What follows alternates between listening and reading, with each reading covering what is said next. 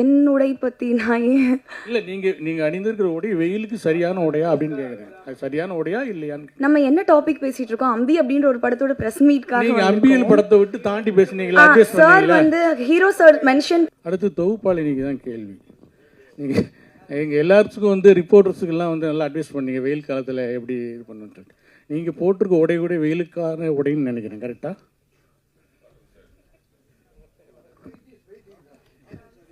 புரியுதா?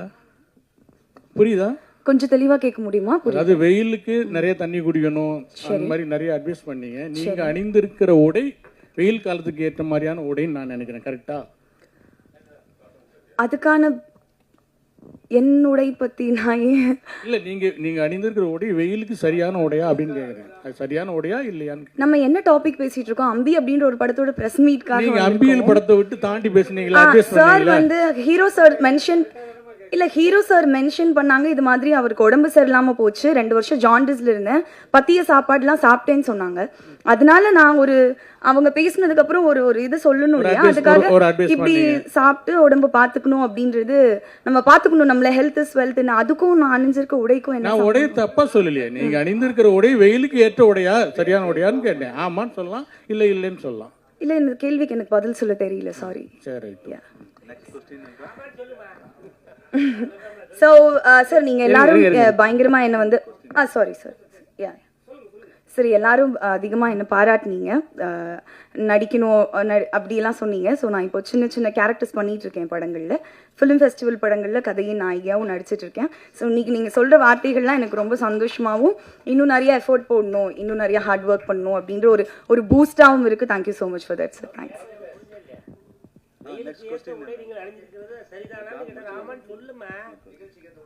காட்டன் சாரி நல்லதுன்னு சொல்றேன். Oh, cotton sari is good for summer அப்படி சொல்றீங்களா? This is my comfort dress, அதனால போட்டிருக்கேன். தேங்க்ஸ். டைரக்டர் சார்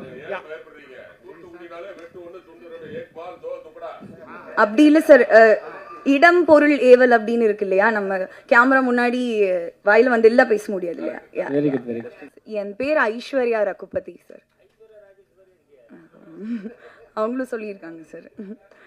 ஸோ எனக்கு சார் ரொம்ப ரொம்ப ரொம்ப தேங்க்ஸ் சார். எல்லாருமே என்னை பாராட்டினீங்க, ரொம்ப தேங்க்ஸ் சார். நான் தமிழ் எனக்கு பேச்சு போட்டியெல்லாம் நிறைய பேசியிருக்கேன் சின்ன வயசுலேருந்தே.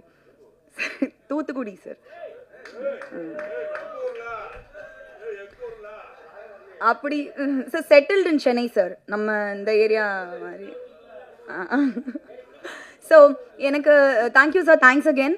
எனக்கு என்ன சொல்லணும்னு தோணுச்சுன்னா, ரோபோசங்கர் சார் பேசும்போது சொன்னாங்க 2 வருஷமா உடம்பு சரியில்லை, இன்னும் வரைக்கும் நான் வந்து பத்திய சாப்பாட்டில் தான் இருக்கேன் அப்படின்ற ஒரு வார்த்தையை வந்து மென்ஷன் பண்ணியிருந்தாங்க. சினிமான்னு மட்டும் இல்லை, நம்ம மீடியாவுமே எடுத்துப்போமே. நானும் ஒரு நியூஸ் ரீடர், ஆங்கர், இப்போ ஆர்டிஸ்ட், இப்படி தான் நகர்ந்துட்டு இருக்கு. தெரியும் நம்மளுக்கு சனி ஞாயிறு கிடையாது, தீபாவளி பொங்கல் கிடையாது, டே அண்ட் நைட் பார்க்காம வேலை செஞ்சுட்டு இருக்கோம். நம்ம யாருமே ஒழுங்காக சாப்பிட மாட்டோம், ஒழுங்காக வந்து தூங்க மாட்டோம். அவ்வளோ ஒர்க் நம்மளுக்காக நம்ம ஃபேமிலிக்காகவும் ஓடுற பட்சத்தில் நம்ம உடம்பு பார்த்துக்கிறதுக்கு நிறைய பேர் வந்து மிஸ் பண்ணிடுறோம். இந்த சுவர் இருந்தால்தான் சித்திரம் வரைய முடியும் அப்படின்னு சொல்லுவாங்க. அதனால ஃபர்ஸ்ட் பிளேஸ் லைக் நம்ம உடம்புக்கு ஹெல்த் இஸ் வெல்த்ன்ற மாதிரி நிறைய தண்ணி குடிக்கிறதையும் சரியான நேரத்துக்கு சாப்பிட்றதையும் எல்லாரும் பர்டிகுலராக இந்த இண்டஸ்ட்ரியில் இருக்கக்கூடியவங்க கொஞ்சம் வந்து ஃபாலோ பண்ணணும் அப்படின்றது எல்லாரும் சார்பாக நான் வந்து ஒரு ரெக்வெஸ்ட்டாக முன் வச்சுக்கிறேன். Thank you.